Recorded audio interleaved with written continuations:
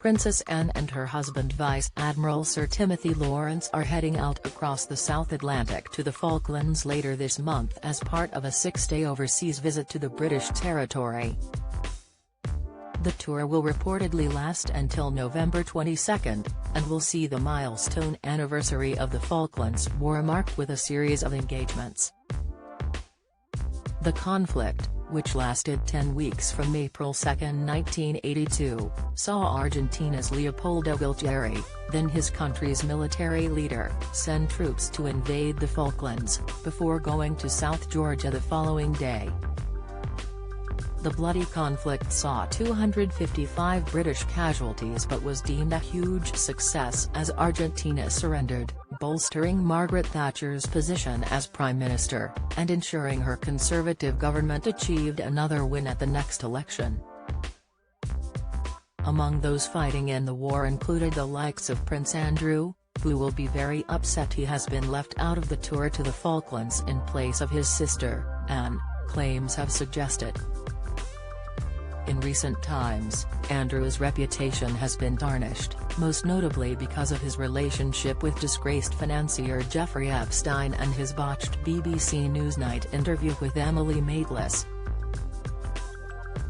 This month royal author Phil Dampier claimed in an interview with Mail Online that Andrew will be seriously hurt by the decision to leave him out of the Falklands trip, the royal under the impression that his efforts during the war should warrant a place to mark the Ruby anniversary.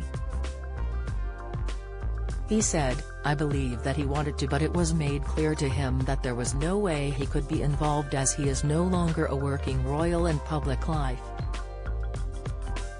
Because he is now in disgrace following the Jeffrey Epstein scandal, people forget that Andrew returned from the South Atlantic a hero. He put his life on the line flying helicopters as a decoy for Exocet missiles which were causing immense damage to the British fleet." Mr. Dampier, a veteran royal author of 35 years, described how Andrew's mother, the late Queen Elizabeth II, was worried sick about her son, who has been often referred to as her favourite child. "She was so relieved when he returned home safely from the Falklands," Mr. Dampier continued. He added, "In fact when he came back to Portsmouth with, famously, a rose between his teeth, his parents were there to greet him but also his sister Princess Anne. So it's even more poignant that she is going down there. I'm sure she, Princess Anne, will feel sorry for Andrew, but the King and the Prince of Wales have made it clear that there is no way back for him, at least in the near future. Whether some sort of role with a charity or cause can be found at a later date only time will tell. But missing out on Falklands events will really rile him." Andrew's inclusion in the Royal Navy for the war was at first disputed, with many arguing his presence could be costly to his companions in the armed forces. There were fears he might be killed in the conflict, which made Mrs. Thatcher's government apprehensive about his inclusion. There was talk in her cabinet that Andrew may be better suited to holding a desk job instead as the war began.